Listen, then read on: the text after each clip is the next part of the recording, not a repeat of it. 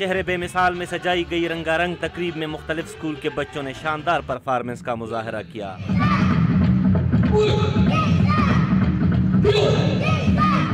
تقریب میں ننھے فرشتوں نے چاروں صوبوں کی ثقافت کے رنگ پیش کیے تو حاضرین نے بھی دل کھول کر داد دی۔